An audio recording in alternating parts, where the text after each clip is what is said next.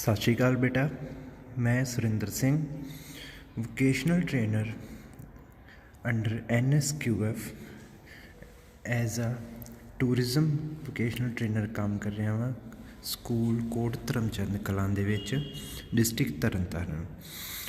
अज बच्चे आपां फिर एक नवीं वीडियो लैके हाज़र हाँ जिहदे विच 10th क्लास के 2 ईयर प्रोग्राम्स के जी चल रही है अपनी यूनिट 4 का चैप्टर कवर करांगे आपां।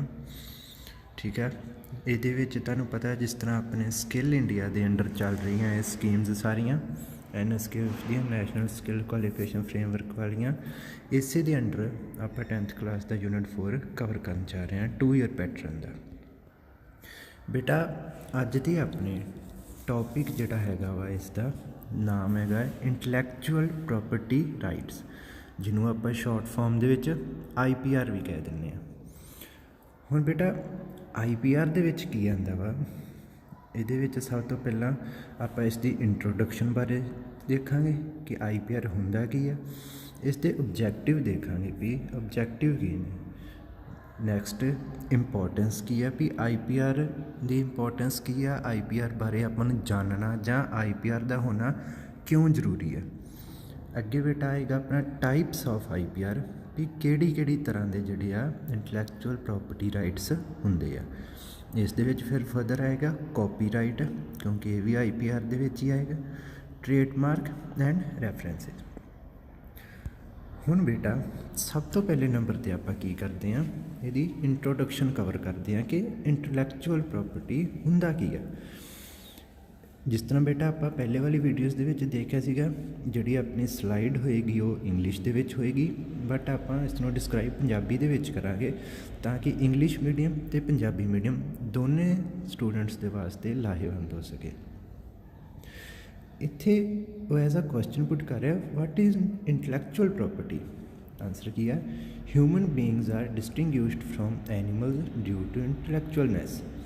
Intellectual property refers to creation of mind, inventions, literary and artistic works, and symbols, names, images, and design used in commerce. हम बेटा उन्हें पूछा इंटलैक्चुअल प्रॉपर्टी हुंदा की है, वो की कह रहा है कि आपां नूं जानवरां तो किहड़ी चीज़ वख बनाउंदी आ, वो है अपनी इंटलैक्चुअलनैस। ठीक है, इंटलैक्चुअलनैस का मतलब की है जिहड़ियां आपां अपना माइंड क्रिएशनस करता वा। अपने को आप कहने ना भी दिमाग तो सारिਆਂ ਦੇ ਕੋਲ हैगा, एक छोटे जे कीड़े तो लैके तो हर चीज़ के कोल हर जो लिविंग थिंग वो कोल दिमाग हैगा वा, बट उस दिमाग में यूज़ किस तरह करना वा, ये सब तो बेस्ट ह्यूमन बीइंग ने इन्वेंट किया कि ह्यूमन बीइंग्स जिस तरह दिमाग का यूज़ करते इस तरह हो जो कोई भी जड़ा वा लिविंग थिंग है जी अपने दिमाग का यूज़ नहीं करती।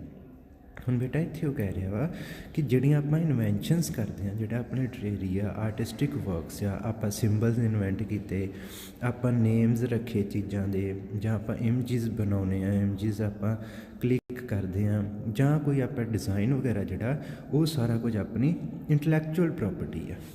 ठीक है, हुण बेटा what is meant by intellectual property rights. आपां ये तो देख लें इंटलैक्चुअल प्रॉपर्टी की है, बट इंटलैक्चुअल प्रॉपर्टी राइट्स तो की मतलब the legal right in IPR has also become important for the technological industrial and economic development of a country. हुण बेटा वो कह रहे हैं जिहड़े IPR है इंटलैक्चुअल प्रॉपर्टी राइट्स आ, वो एक लीगल राइट है जिहड़े काहदे विच मदद करते हैं जो आप कोई टैक्नोलॉजी की इन्वेंशन करते हैं, जो आप कोई इंडस्ट्रीयल इन्वेंशन करते हैं, जां जिहड़ी अपनी इकनॉमिक डिवेलपमेंट जिहड़ी अपनी आर्थिक जिहड़ा अपने देश के हालात है उन्होंने डिवेलपमेंट के वास्ते बहुत जरूरी है। As ownership and transaction in other forms of properties governed by law. ठीक है, एज दी ओनरशिप। हुण बेटा जिहड़े तुहाडी इंटलैक्चुअल प्रॉपर्टी होएगी ਉਹਦੀ सुरक्षा कौन करते हैं, इंटलैक्चुअल प्रॉपर्टी राइट्स जिन्हां दी देख रेख सरकार करती है, गवर्न बाय लॉ। सरकारी कानून जिहड़े आ वो अपनी इंटलैक्चुअल प्रॉपर्टी की रक्षा करते हैं, वो चीज़ नूं कहा जाता है intellectual property rights. Next slide दे विच देखो बेटा ਵਾਈ ਪ੍ਰੋਟੈਕਟ ਇੰਟਲੈਕਚੁਅਲ ਪ੍ਰੋਪਰਟੀ। ਹੁਣ ਬੇਟਾ ਆਪਾਂ ਪਹਿਲੋਂ ਪੜ੍ਹਿਆ ਸੀ ਇੰਟਲੈਕਚੁਅਲ ਪ੍ਰੋਪਰਟੀ ਕੀ ਹੈ, ਫਿਰ ਆਪਾਂ ਇਹ ਚੀਜ਼ ਦੇ ਬਾਰੇ ਜਾਣਿਆ ਕਿ ਇੰਟਲੈਕਚੁਅਲ ਪ੍ਰੋਪਰਟੀ ਰਾਈਟਸ ਕੀ ਹੁੰਦੇ ਆ। ਹੁਣ ਉਹ ਕਹਿ ਰਿਹਾ ਵੀ ਆਪਾਂ ਇੰਟਲੈਕਚੁਅਲ ਪ੍ਰੋਪਰਟੀ ਨੂੰ ਪ੍ਰੋਟੈਕਟ ਕਿਉਂ ਕਰਨਾ ਵਾ, ਇੰਟਲੈਕਚੁਅਲ ਪ੍ਰੋਪਰਟੀ ਤੋਂ ਬਾਅਦ ਰਾਈਟਸ ਬਣਾਉਣ ਦੀ ਲੋੜ ਹੀ ਕਿਉਂ ਪਈ।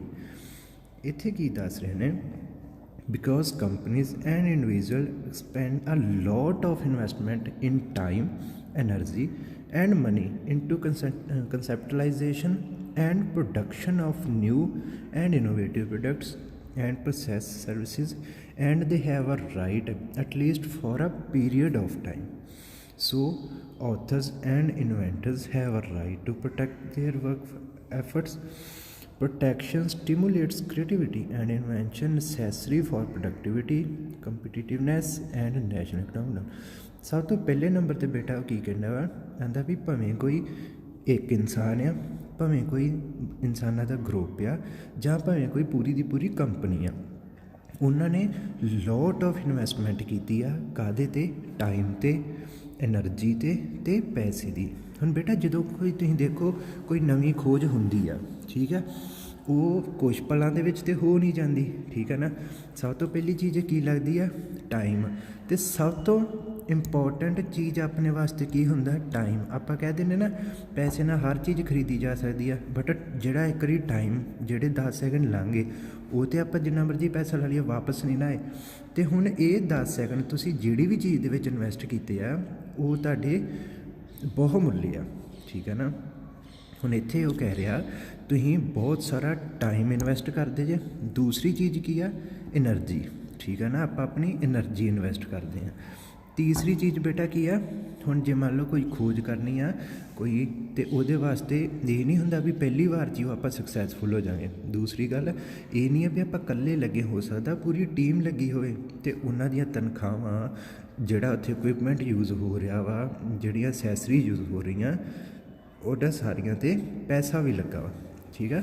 ਇਸੇ ਕਰਕੇ ਉਹ ਕਹਿੰਦਾ ਵੀ ਹੁਣ ਤੁਸੀਂ ਬਹੁਤ ਸਾਰਾ ਟਾਈਮ ਲਗਾ ਕੇ ਕੋਈ ਚੀਜ਼ ਲੱਭੀ ਆ, ਬਹੁਤ ਸਾਰੀ ਐਨਰਜੀ ਲਗਾਈ ਆ, ਬਹੁਤ ਸਾਰਾ ਪੈਸਾ ਲਗਾਇਆ ਵਾ, ਕਾਹਦੇ 'ਤੇ ਲਾਇਆ ਵਾ, ਨਿਊ ਅਤੇ ਇਨੋਵੇਟਿਵ ਪ੍ਰੋਡਕਟਸ ਦੇ ਉੱਤੇ, ਠੀਕ ਹੈ ਨਾ। ਇਸੇ ਕਰਕੇ ਤੁਹਾਡਾ ਇਹ ਹੱਕ ਬਣਦਾ ਵਾ ਘੱਟੋ ਘੱਟ ਕੁਛ ਟਾਈਮ ਦੇ ਵਾਸਤੇ ਤੁਸੀਂ ਉਹਨੂੰ ਆਪਦੀ ਪਰਸਨਲ ਪ੍ਰੋਪਰਟੀ ਬਣਾ ਕੇ ਰੱਖ ਸਕੋ, ਠੀਕ ਹੈ ਨਾ। ਤੁਸੀਂ ਜੇ ਕੁਛ ਤਾਂ ਪੱਕਾ ਆਪਣਾ ਬਣਾ ਕੇ ਰੱਖ ਲੈਂਦੇ ਆ, ਬਟ ਐਟਲੀਸਟ ਕੁਛ ਟਾਈਮ ਦੇ ਵਾਸਤੇ ਤਾਂ ਤੁਹਾਡੇ ਕੋਲ ਹੱਕ ਹੈਗਾ ਕਿ ਤੁਸੀਂ ਉਹਨੂੰ ਆਪਣੀ ਪ੍ਰੋਪਰਟੀ ਬਣਾ ਕੇ ਰੱਖ ਸਕੋ, ਠੀਕ ਹੈ। ਉਸ ਤੋਂ ਅੱਗੇ ਬੇਟਾ ਗੱਲ ਕਰ ਰਿਹਾ, so authors and inventors have a right to protect for their efforts. ਜਿਹੜੇ ਆਥਰਸ ਨੇ, ਜਿਹੜੇ ਮੰਨ ਲਓ ਕੋਈ ਬੁੱਕ ਲਿਖਦੇ ਜਾਂ ਕੁਛ ਵੀ ਕਰਦੇ ਆ ਉਹ, ਜਾਂ ਜਿਹੜੇ ਇਨਵੈਂਟਰਸ ਨੇ ਜਿਹੜੇ ਇਨਵੈਂਸ਼ਨਸ ਕਰਦੇ ਆ, ਠੀਕ ਆ, ਉਹਨਾਂ ਦਾ ਇਹ ਹੱਕ ਆ ਕਿ ਉਹ ਆਪਣੇ ਜਿਹੜੇ ਉਹਨਾਂ ਨੇ ਖੋਜ ਕੀਤੀ ਆ ਜਾਂ ਜੋ ਉਹਨਾਂ ਦੀ ਲਿਖੀ ਆ ਲਿਖਾਵਟ ਆ ਉਹਨੂੰ ਪ੍ਰੋਟੈਕਟ ਕਰ ਸਕਣ।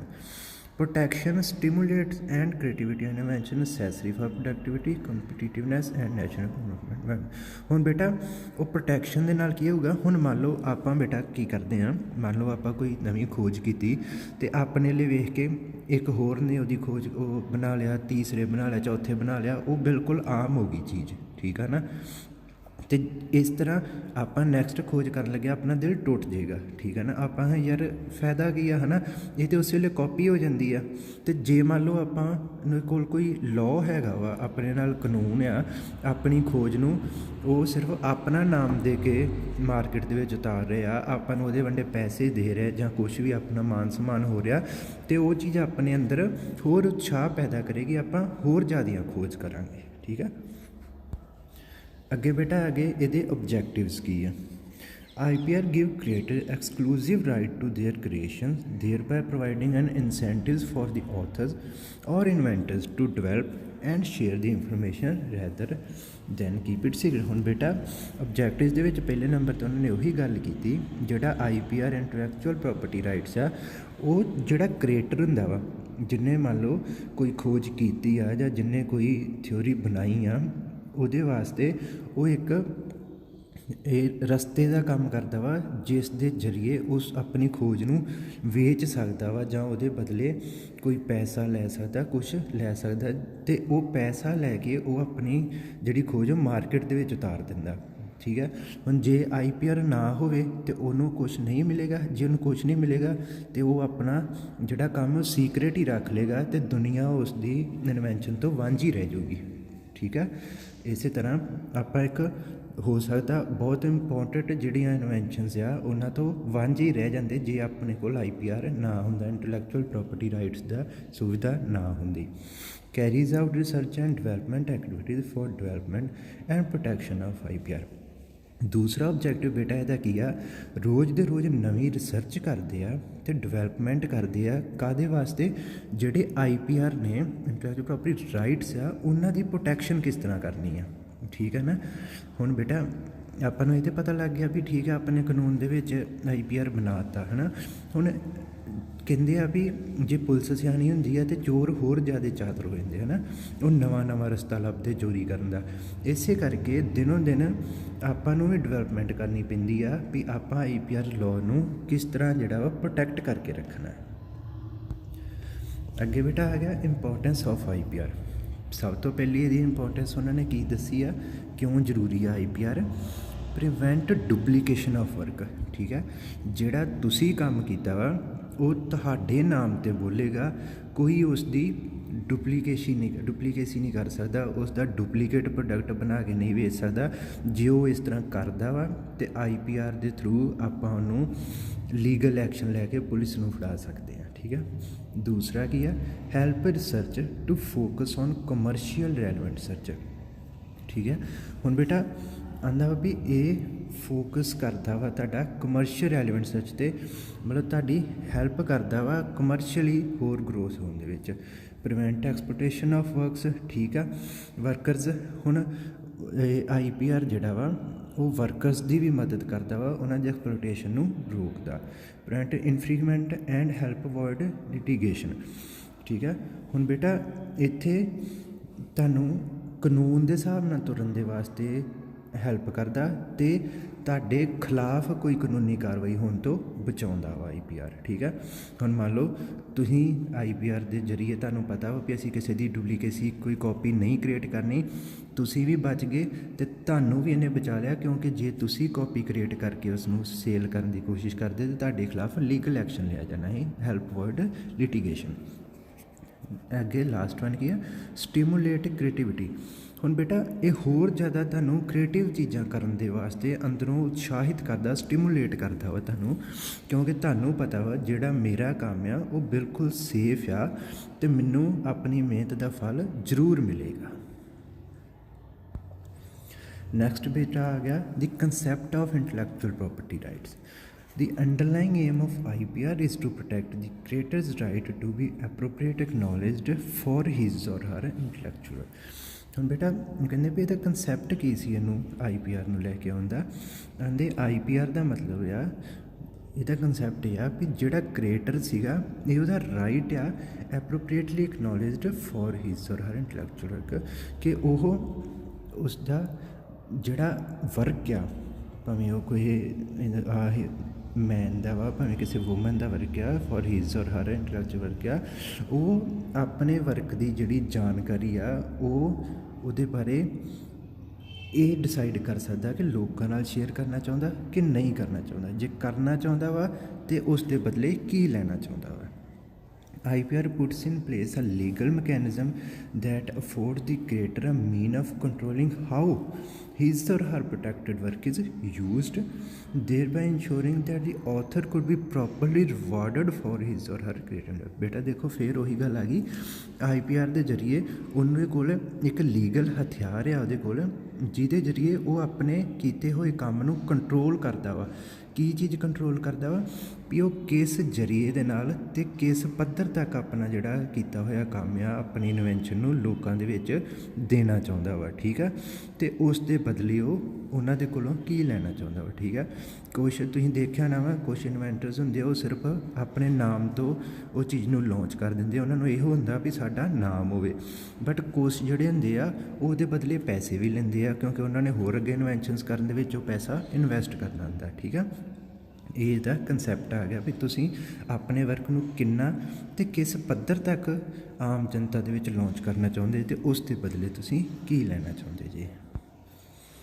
ਅੱਗੇ ਬੇਟਾ ਆ ਗਿਆ ਹੁਣ ਟਾਈਪਸ ਕਿਹੜੀਆਂ ਨੇ IPR ਦੀਆਂ ਇੰਟਲੈਕਚੁਅਲ ਪ੍ਰੋਪਰਟੀ ਰਾਈਟਸ ਦੀਆਂ।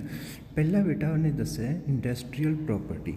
ਇੰਡਸਟਰੀਅਲ ਪ੍ਰੋਪਰਟੀ ਦੇ ਵਿੱਚ ਅੱਗੇ ਸਬ ਟੌਪਿਕ ਆ patents, ਟ੍ਰੇਡਮਾਰਕਸ, industrial design and the fourth one is trade secrets. ਅੱਗੇ ਨੈਕਸਟ ਉਸ ਤੋਂ ਬਾਅਦ ਆਏਗਾ copy rights and the third one is ਜਿਓਗ੍ਰਾਫੀਕਲ ਇੰਡੀਕੇਸ਼ਨਸ। ਠੀਕ ਹੈ, ਇਹ ਟਾਈਪਸ ਆ। ਹੁਣ ਇਹਨਾਂ ਦੀ ਆਪਾਂ ਅੱਗੇ ਡਿਟੇਲ ਦੇ ਵਿੱਚ ਸਟੱਡੀ ਕਰਾਂਗੇ। ਇਹ ਬੇਟਾ ਫਿਰ ਇੱਕ ਮਾਡਲ ਦੇ ਜ਼ਰੀਏ ਤੁਹਾਨੂੰ ਦੱਸ ਰਿਹਾ ਕਿ IPR ਇਨ ਇੰਡੀਆ ਜਿਹੜੀ ਆ ਆਪਣੇ ਇੰਡੀਆ ਦੇ ਵਿੱਚ ਉਹਦੇ ਵਿੱਚ ਕੀ ਆਉਂਦਾ। ਸਭ ਤੋਂ ਪਹਿਲੇ ਨੰਬਰ ਦੇ ਉੱਪਰ ਰੈਡ ਦੇ ਵਿੱਚ ਦੇਖੋ ਪੇਟੈਂਟ ਆ ਗਿਆ। ਠੀਕ ਹੈ, ਅੱਗੇ ਨੈਕਸਟ ਆ ਗਿਆ trademark, copyright, plant breeders right, utility model slash design, geographical indications and trade secrets. ਇਹ ਸਾਰੀਆਂ IPRs ਦੀਆਂ ਟਾਈਪਸ ਇੰਡੀਆ ਦੇ ਵਿੱਚ ਯੂਜ਼ ਕੀਤੀਆਂ ਜਾਂਦੀਆਂ ਨੇ। ਹੁਣ ਬੇਟਾ ਸਭ ਤੋਂ ਪਹਿਲੀ ਚੀਜ਼ ਕੀ ਆ ਗਈ ਹੈ ਇੱਥੇ ਦੱਸ ਰਿਹਾ ਵਾ ਪੇਟੈਂਟ। ਪੇਟੈਂਟ ਕੀ ਚੀਜ਼ ਹੈ? It is the right given to inventors to have protected exclusive use for specified period of time term for making, using or selling a new / useful, non-obvious inventions. Patents are available for both products and process. ਹੁਣ ਬੇਟਾ ਇੱਥੇ ਉਹ ਕੀ ਕਹਿ ਰਿਹਾ ਵਾ, ਕਹਿੰਦਾ ਜੇ ਕੋਈ ਇਨਵੈਂਟਰ ਨੇ ਆਪਣੀ ਕਿਸੇ ਇਨਵੈਂਸ਼ਨ ਨੂੰ ਪੇਟੈਂਟ ਕਰਵਾ ਲਿਆ ਵਾ ਅਤੇ ਪੇਟੈਂਟ ਕਰਵਾਉਣ ਦਾ ਮਤਲਬ ਇਹ ਆ ਉਹ ਕੁਛ ਸਮੇਂ ਦੇ ਵਾਸਤੇ ਸਪੈਸੀਫਾਈਡ ਪੀਰੀਅਡ ਆਫ ਟਾਈਮ ਉਹਨੂੰ ਇਹ ਰਾਈਟ ਮਿਲ ਜਾਂਦਾ ਵਾ, ਕਾਨੂੰਨੀ ਅਧਿਕਾਰ ਮਿਲ ਜਾਂਦਾ ਵਾ ਕਿ ਉਹ ਚੀਜ਼ ਉਹੀ ਬਣਾਏਗਾ, ਉਹੀ ਯੂਜ਼ ਕਰੇਗਾ ਅਤੇ ਉਹੀ ਸੇਲ ਕਰੇਗਾ ਅਤੇ ਉਹ ਆਪਣੀ ਮਰਜ਼ੀ ਦੇ ਨਾਲ ਉਸ ਦਾ ਜਿਹੜਾ ਰੇਟ ਆ ਉਹ ਵੀ ਡਿਸਾਈਡ ਕਰੇਗਾ। ਠੀਕ ਆ, ਉਹ ਕਹਿ ਰਿਹਾ ਜਿਹੜਾ ਪੇਟੈਂਟ ਆ ਉਹ ਪ੍ਰੋਡਕਟ ਦਾ ਵੀ ਬੰਦ ਵਾਸਤੇ ਵੀ ਮਿਲਦਾ ਵਾ ਅਤੇ ਪ੍ਰੋਸੈਸ ਦੇ ਵਾਸਤੇ ਵੀ ਮਿਲਦਾ ਵਾ। ਠੀਕ ਆ ਨਾ ਬੇਟਾ, ਆਪਣੇ ਕੋਲ ਬਹੁਤ ਸਾਰੀਆਂ ਪਿੱਛੇ ਐਗਜ਼ਾਮਪਲਸ ਹੈਗੀਆਂ ਨੇ ਜਿਨ੍ਹਾਂ ਤੋਂ ਆਪਾਂ ਨੂੰ ਇਹ ਪਤਾ ਲੱਗਦਾ ਵਾ ਅੱਜ ਵੀ ਆਪਾਂ ਉਹ ਇਨਵੈਂਸ਼ਨ ਯੂਜ਼ ਕਰ ਰਹੇ ਹਾਂ।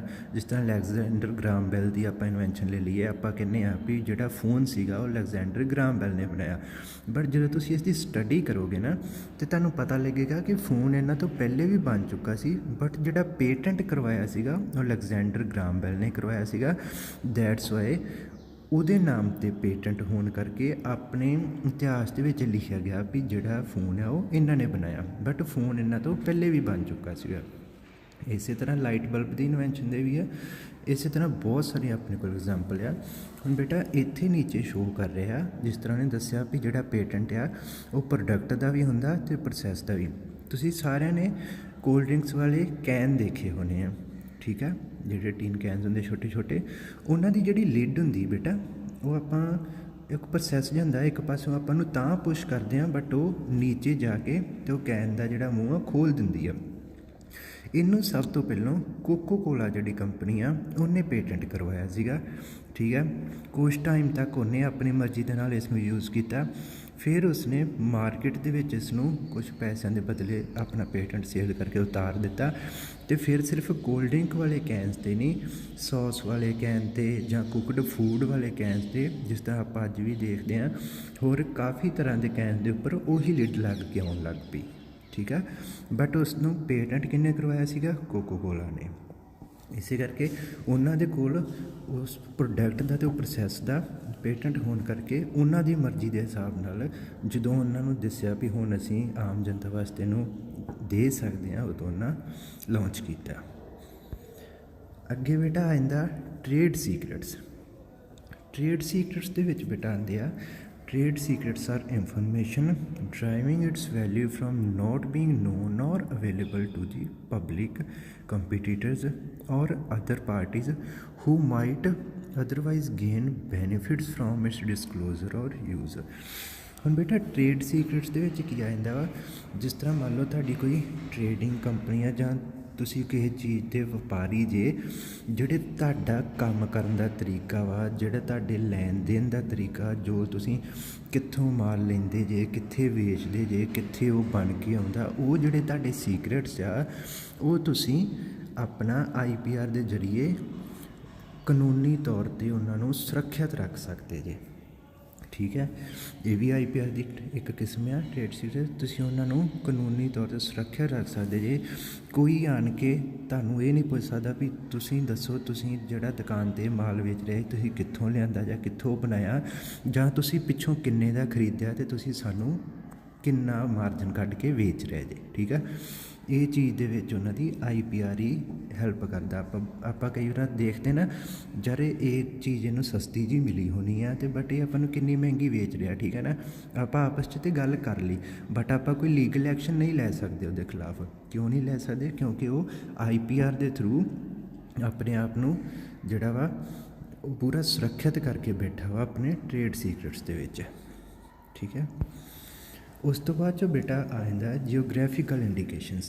ठीक है, geographical indication the indication which identify a good as originating in the territory of a country or region or locality in the territory where a given quality reputation or other characteristics attributable to its geographical indication. बेटा geographical indication ते तुहानूं मैं आसान भाषा दे विच दसां ते मतलब हुंदा वा वो खास जगह का ट्रेडमार्क लाना जिथे वो चीज़ बनी है। ठीक है, जिस तरह हम मान लो जिथे पहाड़ी इलाकों के अंगूरां दियां वेलां ज़्यादा होणगियां उत्थे की होएगा चंगी सोहनी वाइन बनेगी। ठीक है, तो वो की करते हैं वो अपनी जगह का ट्रेडमार्क वो लगा देंगे आ, ये भी IPR दे विच आउंदा वा। ठीक है, जिहड़ी चीज़ वो जगह पर बनी उही सिर्फ जियोग्राफिकल इंडिकेशन का इस्तेमाल करते हुए IPR का अपना उत्ते स्टिकर लगा सकते।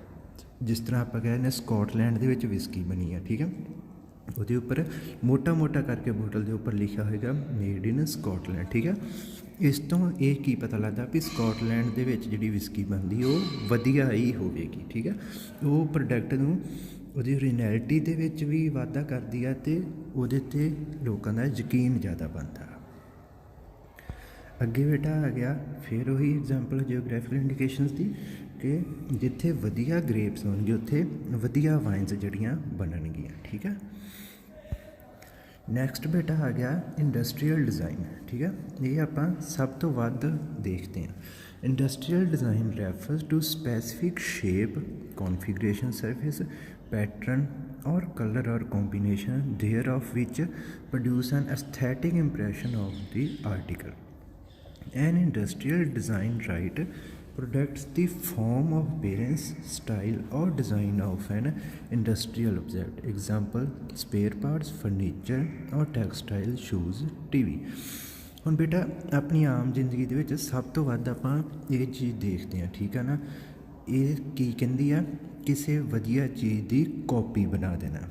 ठीक है, ਹੁਣ ਇੱਥੇ ਤੁਹਾਨੂੰ ਮੈਂ ਸਭ ਤੋਂ ਪਹਿਲੀ ਉਹਨਾਂ ਨੇ ਕੀ ਹੈ ਕਿ ਸਪੈਸੀਫਿਕ ਸ਼ੇਪ स्पैसीफिक शेप की बेटा तुहानूं मैं एग्जाम्पल ये दूँगा ਜਦੋਂ 2012 ਦੇ ਵਿੱਚ ਆਪਾਂ ਸਾਰੇ ਹੰਡਾਏ ਕੰਪਨੀ ਨੂੰ ਜਾਣਦੇ ਹਾਂ, ਆਪਾਂ ਕਾਰਾਂ ਬਾਰੇ ਜਾਣਦੇ। ਹੰਡਾਏ ਕੰਪਨੀ ਨੇ ਹੰਡਾਏ ਦੀ ਵਰਨਾ ਦਾ ਫਲੂਇਡਿਕ ਮਾਡਲ ਲਾਂਚ ਕੀਤਾ ਸੀਗਾ ਤੇ ਉਸ ਦੀ ਜਿਹੜੀ ਸ਼ੇਪ ਸੀ ਉਹ ਹੋਂਡਾ ਸਿਟੀ ਦੀ ਸ਼ੇਪ ਦੇ ਬਿਲਕੁਲ ਸੇਮ ਰੱਖੀ ਗਈ ਸੀਗੀ।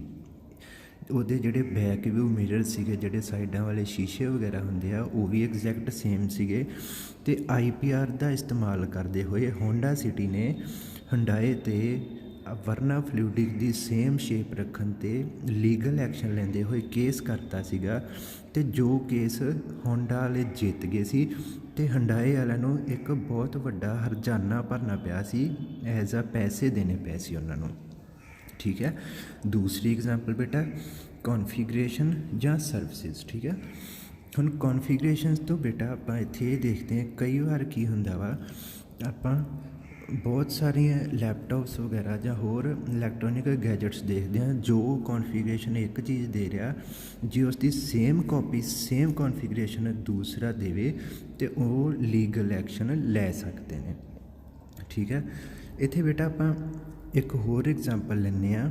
जदों तुसी सारे मोबाइल फोन्स बारे जानते जे, जदों एप्पल ने आपदा 4th generation model iPhone 4 launch किया सीगा ते सैमसंग ने एप्पल iPhone 4 की बिल्कुल सेम कॉपी करके अपना एक सैमसंग एस मॉडल लॉन्च किया सीगा। सैमसंग एस ACE तुसी इस चीज़ बारे नैट ते सर्च भी कर सकते जे। उदों ही आईफोन वालियां ने एप्पल वालियां ने एक लीगल एक्शन लैंदे हुए सैमसंग के उपर केस किया सीगा, जो आईफोन जित गया सीगा ते सैमसंग नूं बहुत वड्डा हरजाना भरना पिया सीगा, एज अ मॉनिटरी पैसे देने पए सीगे। ठीक है, इस तरह बेटा इन्हों ने भी नीचे एग्जाम्पल्स दित्तियां ने ते स्पेयर पार्ट्स दे विच, फर्नीचर दे विच, टैक्सटाइल्स दे विच, शूज़ टीवीज़ वगैरह दे विच जे कोई अपने इंडस्ट्रीयल डिज़ाइन की कॉपी करके बेचदा वा तो आपां उहदे ते लीगल एक्शन लै सकते हैं, क्योंकि इंडस्ट्रीयल डिज़ाइन राइट आपां नूं इह अधिकार दिंदा है। बेटा इत्थे भी इन्होंने देखो एग्जाम्पल्स उही दे रहे हैं, लैपटॉप्स की कोई कॉपी करता, कोई अपने कार डिज़ाइन की कॉपी करता अपने कैमरेज वगैरह की, तो आप उन्हां ते लीगल एक्शन लै सकते हैं। हुण बेटा अगे आ गया copyright. It is a form of originality among other things. A copyright is the right to make copies. Copyright is concerned with the protection the work of human intellect. बेटा इत्थे जिस तरह नीचे फोटो भी दे रखी है, कॉपीराइट दे विच सब तो मेन चीज़ की आती है, जोड़ा अपना ऑडियो वीडियो डाटा होवे उहदी कोई कॉपी बना दे। हुण जिस तरह आप देखते हैं कोई सिंगर अपनी जिहड़ी एल्बम लॉन्च करता वा, आप उहदी डिस्क 200-250 रुपए दे विच खरीदते हैं। ठीक है, डिस्क का रेट तो 10 रुपए ही आ, बट उन्हें अपने IPR के थ्रू राइट्स रिजर्व करके अपने रेट के हिसाब नाल बेचगी। हुण मान लो तुसीं उहदी 250 रुपए की डिस्क लैके कंप्यूटर दे विच 10 रुपए की एक सिंपल डिस्क पा के कॉपी बना देंदे जे। ठीक है, वो तुसीं किसी नूं सेल करती जां तुसीं वो यूज़ कर रहे जे, तुहाडे सिर्फ 10 रुपए लगे। ठीक है, बट वो कंपनी का तो 250 रुपया मर गया ना। ठीक है, तुसीं तो अपने 240 रुपए बचा ले, बट ये 240 रुपए बचा के कॉपी करके तुसीं कानूनी तौर पर अपराधी बन गए। वो बंदा नूं जे पता लगे तो वो तुहाडे ते कॉपीराइट का केस करके लीगल एक्शन ले सकता।